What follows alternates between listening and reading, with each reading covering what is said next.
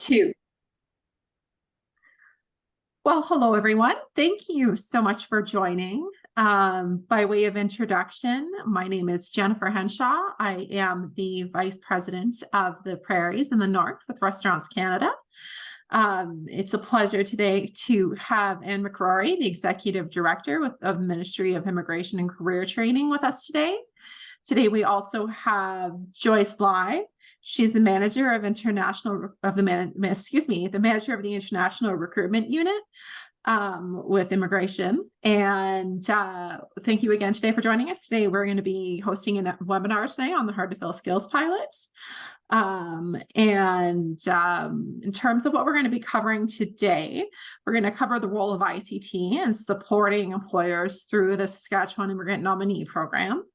And we will also provide an overview of two of the direct recruitment subcategories, the hard to fill skills pilot and the international skilled worker employment offer, and walk through some of the steps employers and applicants can take or will take to utilize the SINP, and just kind of go through some of those do's and don'ts of the application process.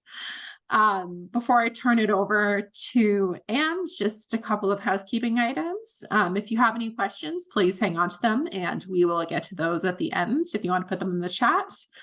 Also, the ministry has just flagged to please do not ask any sensitive case-specific questions. If you do have those, Joyce would be more than happy to field them via email after the webinar. We will be sending out some helpful documents, additional information, contact info for her after the session via email. So without any further ado, I will turn it over to Anne, and so that she can share her screen and get us started. Thanks very much, Jennifer. Thanks for inviting me here today so that I can share some information about the Saskatchewan Immigrant Nominee Program and also recruitment avenues. So I'll be talking about the role of the ministry in supporting employers in recruitment. So our ministry is the Ministry of Immigration and Career Training.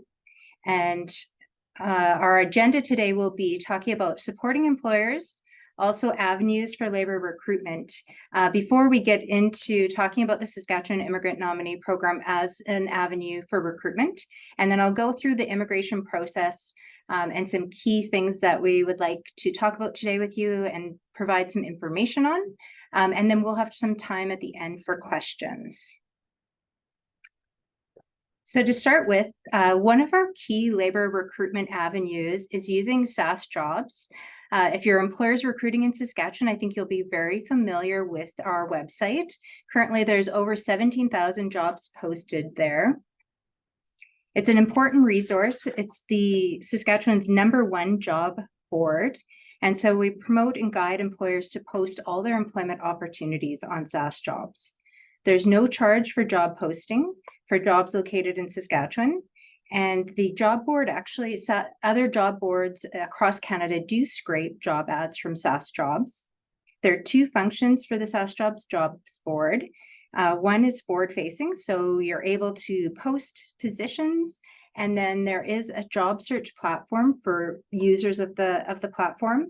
And then there's also data collection that's done through SaskJobs.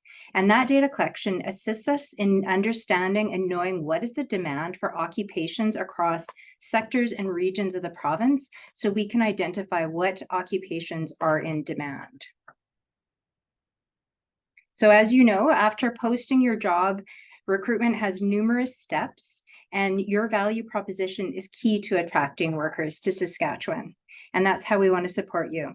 So your value proposition, of course, involves components like salary, benefits, rewards, work-life balance, and career development.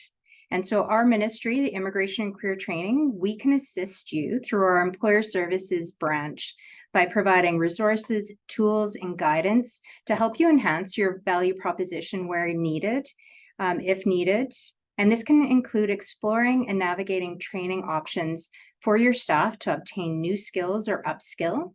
So one option available is the Canada Saskatchewan Job Grant. It's available to Saskatchewan employers.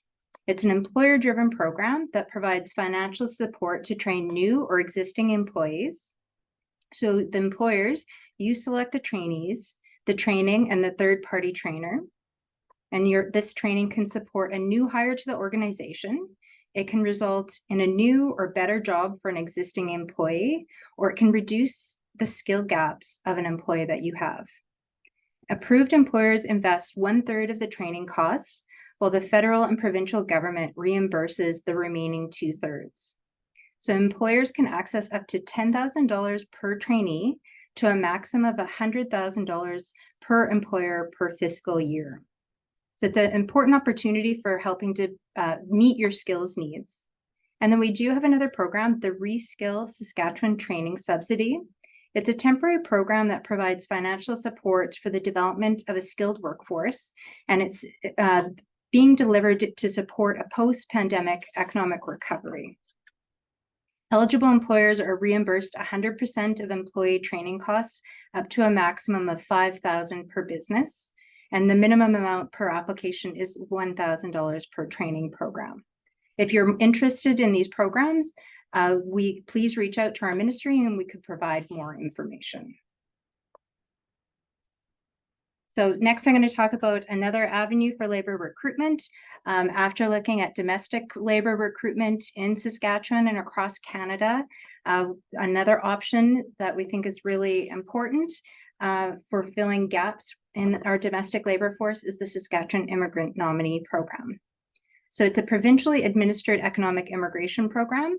We're celebrating our 25th anniversary this year. So we've been operating the program for 25 years and it's grown significantly over those 25 years. The criteria to use the program is based on Saskatchewan's labor market needs. And it allows employers to help support qualified applicants for nomination. So we nominate approved applicants to the federal government for permanent residency.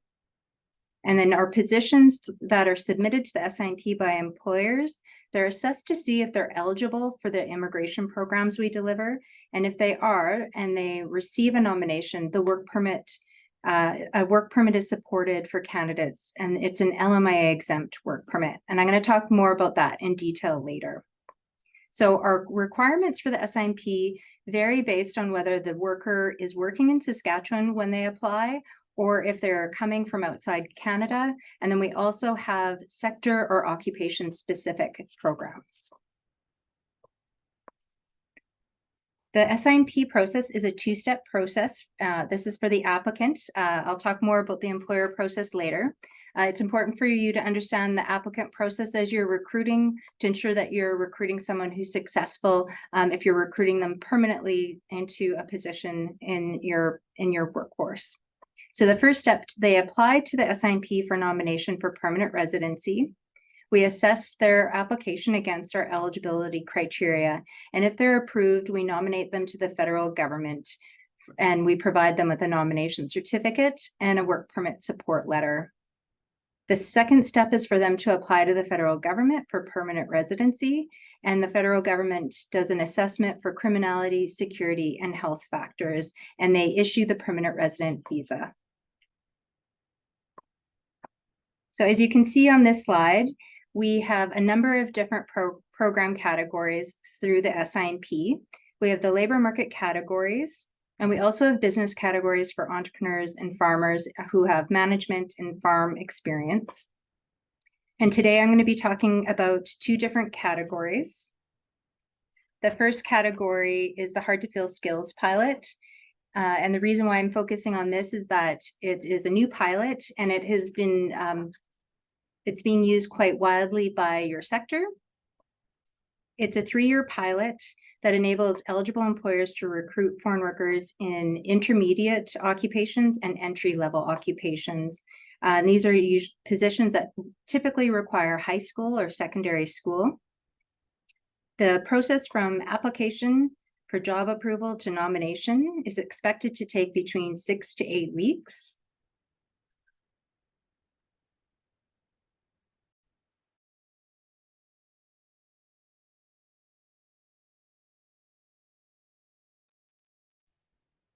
And so that is excluding time waiting for employers or for the applicant to provide more information. So applications from foreign workers with job offers are prioritized for processing.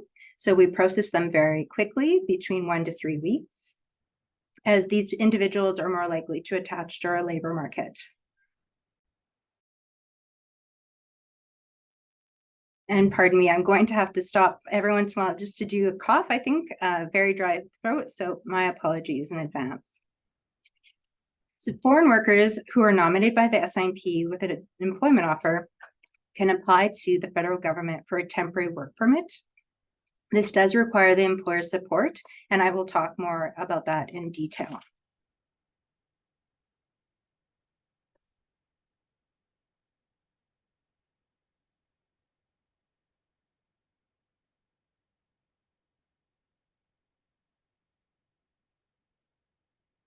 For a candidate to apply and be eligible for the hard to fill skills pilot, they need to have 1 year work experience in the past 3 years in their intended occupation if they're applying from outside of Canada, or they need 6 months work experience if they're applying after working for the employer here in Saskatchewan in that position. They need to have completed secondary school, which is high school, or higher level education that's related to that occupation. And they also need to have a language score that's equivalent to a Canadian language benchmark level 4, which is basic English language ability. And then they have to have an offer for a permanent full-time job in Saskatchewan, and it needs to be accompanied by a job approval letter from the SINP. There are 33 eligible occupations for the hard to fill skills pilot. And I should have mentioned that it is a first of its kind in Canada. It was the first provincial nominee program or economic immigration program in Canada that enables employers to recruit from outside Canada in positions of these skill levels. So there's a number of hospitality related and hospitality specific occupations. For example, food and beverage servers, food counter attendants, and kitchen helpers. The eligible occupations in these sectors are identified and were approved because they are shown to be in high demand in Saskatchewan based on provincial labor market information. And then this is information that is required of the candidate, but it's important for you to know as you're recruiting workers whether they will be eligible to come and work here on a permanent basis. So the documents needed by candidates do include government issued proof of previous employment.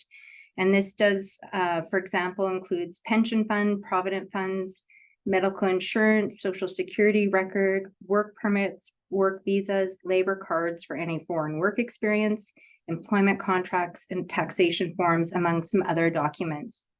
So this is in addition to them having their language test, their civil status documents, their passports, birth certificates, transcripts, letters of reference, and then the job offer from yourself and the job approval letter. And I'm going to talk about the international skilled worker employment offer category. This is a category for high skilled workers that are coming through the Saskatchewan Immigrant Nominee Program from outside Canada. So that would include restaurant managers, food supervisors. For candidates applying through this category, they do need to show that they have the human capital and the labor market qualifications. So they do need to have 60 points on our points grid. And the points are awarded based on 5 factors: education and training, skilled work experience, language ability, age, and then their connection and adaptability to the Saskatchewan labor market. So out of the 60 points, they get 30 points for having a job offer. So having a job offer and required language and years of work experience typically enables them to meet that 60 points with the 30 points for the job offer. So when recruiting the workers, very similar to the hard to fill skills pilot, The candidates do need to be able to show that they did work in that position. It's a very important step for them getting their work permit and obtaining their permanent residency, is to show that they have that work experience in that occupation. And so that when they come, they're going to be able to successfully attach to the labor market and stay in that position and help your workforce. So in terms of our process, there are 8 steps on the slide here, and I'm going to talk about each one. So the steps involve both the employers and also the foreign workers when they're coming to the SINP with a job offer. So the first step in hiring a foreign worker through this SINP is to obtain a certificate of registration through the Ministry of Labor Relations and Workplace Safety. When you receive your certificate of registration, you then apply to the international recruitment team at the SINP for the SINP approval letter. The SINP approval letter shows that the position is eligible for the SINP and meets the criteria to use the SINP. After you've received the job approval letter, you're able to begin your search for your international employee if you haven't identified one already. The job approval letter is currently valid for 6 months. And during this time, the worker must submit their SINP nomination application. After the foreign worker receives an SINP nomination, if they're eligible and approved, they receive 2 documents. The first is a letter of nomination, which they use to apply to the federal government for permanent residency. And then the second document is the work permit support letter, which allows the worker to apply for an LMA exempt closed work permit and begin their employment with your organization while they go through the permanent resident immigration process. If the worker requires a work permit because they're not already working in Saskatchewan, the employer will need to pay an employer compliance fee of $230 to IRCC. So that is a requirement of our program, is that the worker is coming on that work permit as soon as possible. The worker will then use the SINP work permit support letter along with your employer compliance fee receipt with the employer number. And when they receive their work permit, you can then start preparing for their arrival. And so I'll go through these steps in more detail now. So step 1, using a recruiter. If you've decided to use a recruiter, all foreign workers coming to Saskatchewan, either through a provincial program or SINP or through federal temporary programs, all foreign workers are protected under our Foreign Worker Recruitment and Immigration Services Act. This act is intended to protect not only immigrants and foreign workers, but also yourself as an employer. Employers are not required to use a third-party representative to assist with your recruitment activities. However, if you decide to, they must be licensed in Saskatchewan as well as with the national regulatory body. So the Foreign Worker Recruitment and Immigration Services Act, which I'm going to call FRISA going forward, requires employers to obtain a certificate of registration to hire a foreign worker through the SINP or through the federal programs, as I mentioned. It prohibits that recruitment fees or costs can be charged to the foreign worker, including costs for a job offer. Also, the employer must sign open and transparent contracts with the recruitment agencies and with the worker being hired. The Act requires employers and foreign workers to maintain all records for a minimum of 5 years.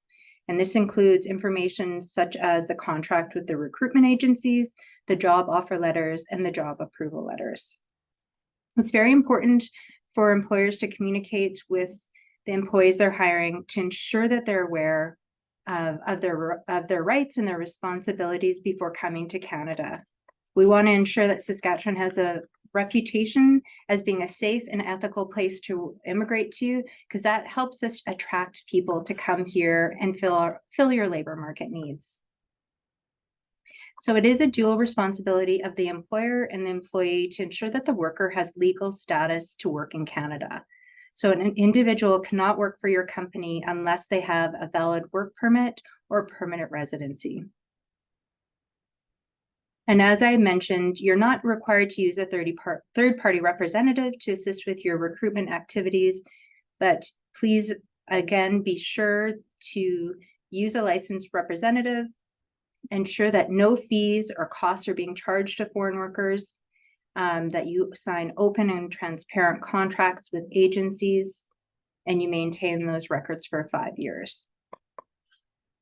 A foreign worker may decide to hire a consultant to submit their immigration application. However, they cannot be required to do so. It has to be their choice. And they would then look at the prices of the consultant that they wanted to use in terms of those immigration application fees. So step 2, obtaining a certificate of registration. It is a step that is done by the Ministry of Labor Relations and Workplace Safety, as I mentioned earlier. The certificate of registration is required to recruit foreign nationals, and to be eligible, the business must actively operate within the boundary of Saskatchewan at a commercially zoned location for a minimum of 1 year. The business must be in compliance with laws and regulations in Saskatchewan, including the Saskatchewan Employment Act.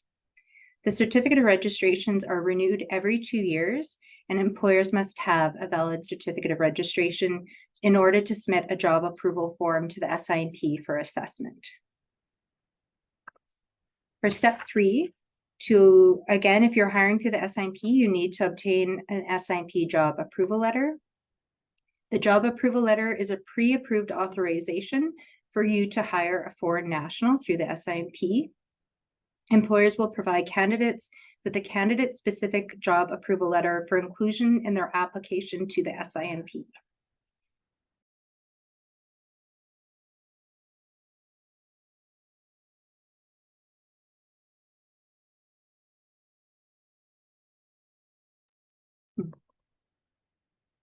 Job approval letters are valid for 6 months from the date of approval. I did mention this earlier. I am going to repeat a few things, and hopefully that helps it become more clear. So 6 months is a tight timeline in some cases in terms of recruiting and getting the foreign worker and giving the foreign worker time to submit their application and obtain all the documentation they need in order to apply.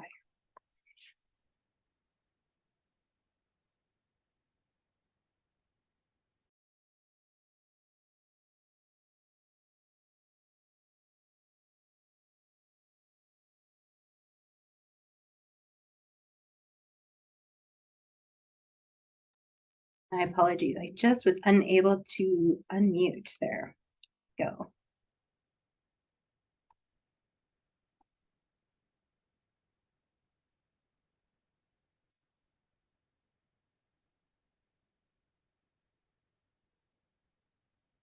So in order for the SINP job approval letter to meet criteria, the position has to be a permanent position, which means it doesn't have an end date, or if you are hiring on a contract, a 2-year contract at minimum. It has to be full-time, which is 30 hours a week or more, and it does need to be year-round. So occupations that are eligible are in the different tiers of the National Occupation Classification System. If you're not familiar with it, a tier 0 are usually manager positions such as restaurant managers. Tier 1 are professional occupations that require university education. And tier 2 and 3 are technical and skilled trades. When you're determining the occupation for your job approval letter, you need to really focus on the job duties. So when you're selecting an occupational code, please compare the job duties for the position you're recruiting for against the job duties in the National Occupation Code you've chosen on the Canada Job Bank website. The majority of the duties for your position should align with the occupational code you've selected. So we do understand that sometimes that can be confusing, and so we are here to support you if you have questions through that process, and we do have videos about selecting your occupation code. And then positions that do not fall under the 0, 1, 2, and 3 or a designated trade can be eligible under the hard to fill skills pilot, as I spoke about earlier. And as you can see on the slide, it does need to meet the regional median wage. The SINP does ensures that the program is not affecting wages in Saskatchewan, and this is how we ensure that that's met.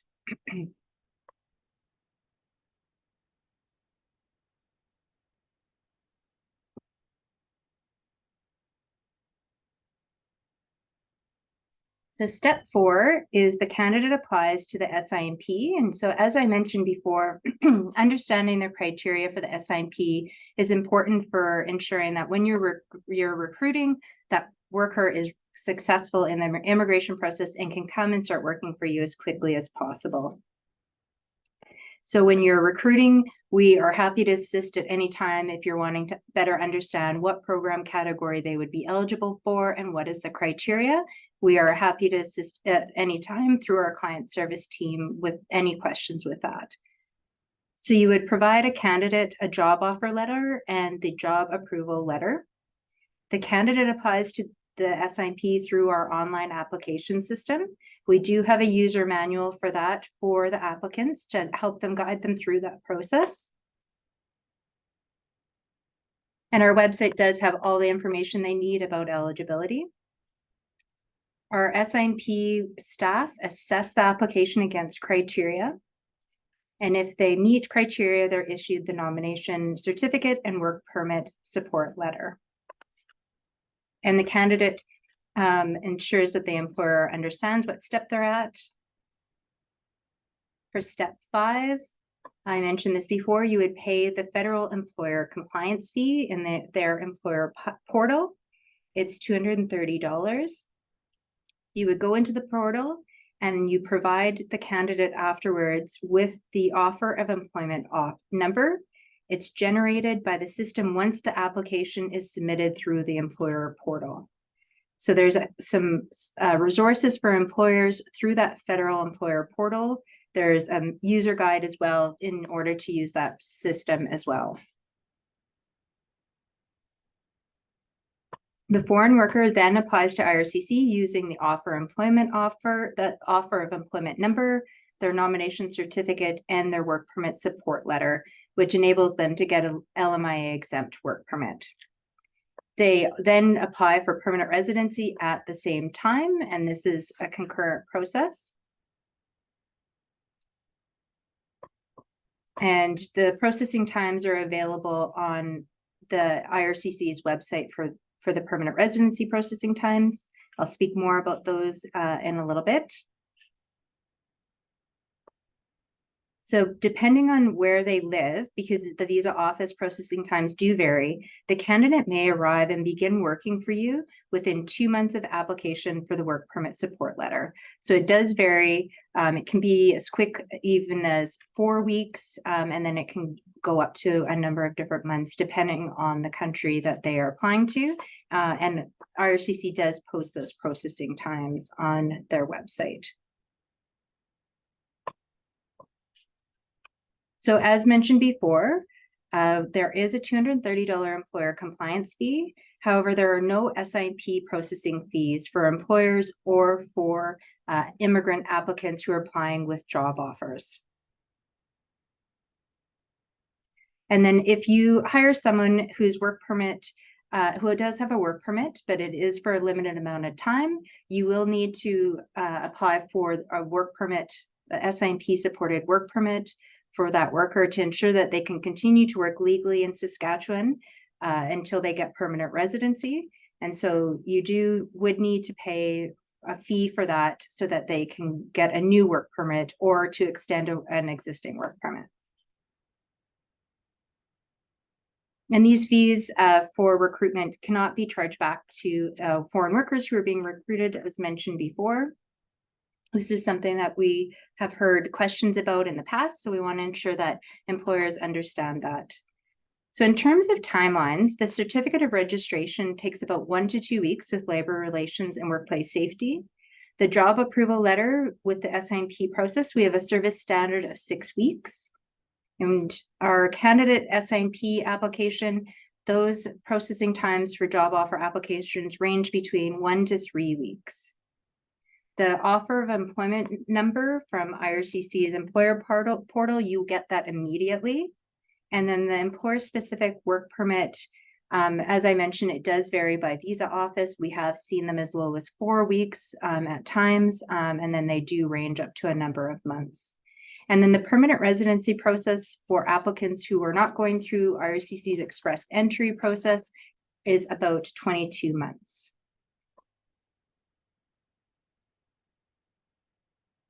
And then I'm going to talk a bit about what our ministry has in terms of retention and settlement supports. We know it's really important to employers to be able to keep those workers once you've gone through all of the work to recruit them. It's very important. So we're here to support. We do have free provincial settlement services that are delivered across Saskatchewan. We have 11 gateways in the province and 15 settlement service agencies that deliver services. So they deliver to the community and surrounding areas where they are located, but then they also provide these services by phone to anywhere in Saskatchewan. They provide provincial language training programs and settlement services and settlement advice. So the agencies that we work with are contracted to provide newcomers with information that is really helpful for them in terms of attaching to our labor market and becoming oriented to living in Saskatchewan. So they provide information such as getting a driver's license, how to enroll your children in school, how do you set up your utilities, things like that. And then where to access provincial language training or federal language training programs as well. They also provide settlement advisors who meet one-on-one with newcomers to review their settlement needs. And so they can talk about what are some additional supports that you need in terms of a career search. If a newcomer was coming without a job offer, which in your case, you are recruiting people directly with job offers. But as I mentioned, they provide information such as how do I get my social insurance number? How do I enroll for important things such as the child tax benefit, things like that as well. They also try to provide education on rights and responsibilities for newcomers as well. So this is a list of our settlement agencies located throughout the communities in Saskatchewan. As I mentioned, there's 15 of them. They are in 11 different communities, and they do provide services all across the province. And happy to provide this information to you afterwards. That's a lot of information on one slide. And then in terms of providing this information, our contact information is on this slide. So for the certificate of registration process with Labor Relations and Workplace Safety, their phone number and their email address is there. And then with immigration and career training, our SINP job approval process, we have a dedicated email for employers, and then we have client engagement officers available 8 to 5, Monday to Friday, to answer your questions. And then we also have labor recruitment support through our SAS Jobs team. I have also included IRCC's contact information as well. And then for retention and settlement support, newcomers can reach out to our career services branch. So I know I covered a lot of information in a short amount of time. I appreciate your attention and also your patience as I was dealing with a little bit of a dry throat. And now I'm going to stop screen sharing and would be happy to take any questions. And I have Joyce here as well to assist with questions. So I actually had a question. What are some of the common, I guess, challenges or reasons applications might be rejected? What are some of those kind of common themes that you see in applications that perhaps don't meet the criteria, and how is that generally rectified? Okay, and are you referring to on the employer side for the job approval letters or for the immigration candidates? So both, because I think the feedback we were getting is that there's been a couple of challenges on either side, but if you had any insight that you might like to share on that. Sure. I'll maybe start and then I'll ask Joyce to jump in. Does that work, Joyce? For sure. Okay, so on the candidate side, sometimes the candidates aren't providing all of the documents required. So we do go back as much as we can, but obviously if we're going back to every single person for mandatory documents, it does increase processing time. So for mandatory documents, they aren't actually able to submit the application until they attach those documents. But sometimes people do attach things that aren't related to the requirements. So I would say on the candidate side, it's probably the work experience, proof of work experience. What we do see though, is when people do attach what is required, we have seen an improvement in our work permit approval process with the federal government in a number of different areas. And so it has been very valuable having that documentation in order for them to get the work permit. We do have a higher approval rate for permanent residency applications with the federal government. It's about 97%. So it's a very high percentage after they go through our application process. So on the candidate side, I'd say it would be that. And then I'll turn it over to Joyce to talk about the employer side. For sure. So for the employer side, I would say one of the highest is probably the distinction of the National Occupational Classification. So for immigration purposes, I understand in a lot of business establishment, usually one person will be wearing multiple hats. And a lot of times that result in 50% of duty in, say, like if a counter attendant position, 50% of duty, say, in a cook position. But in the immigration world, we need to ensure that majority of the duty falls under one national occupational classification. And the other part is also sometimes employers might not be very familiar with how the NOC system works. So when they in their establishment they might call it a cook position, but maybe in essence it is a food counter attendant position, which may with it being a semi or lower scale position, it may require additional requirements such as the advertisement on SAS jobs or to complete an employer support form. So that would be one of them. And the other one would be under our program for the job approval form, the employer will need to meet the median wage for that particular NOC code in the specific region. And we again understanding that that it may not be what the employer is currently paying their other employees who are permanent residents or Canadian citizen. We do have additional flexibility in terms of, say, if the position is under a collective bargaining agreement, it's a unionized position, or if the employer is supporting the worker currently here under a labor market impact assessment, then we would always honor that wage. Or if the employer has other Canadian citizen or permanent residents in the same position at the same location with similar experience, if the employer can provide proof that they have three other employee in the same position and they can provide us with proof of the wage being offered, then we'll consider that as well. Okay, we also have a question here from Gilberto. He's wondering, how are recruiters usually paid?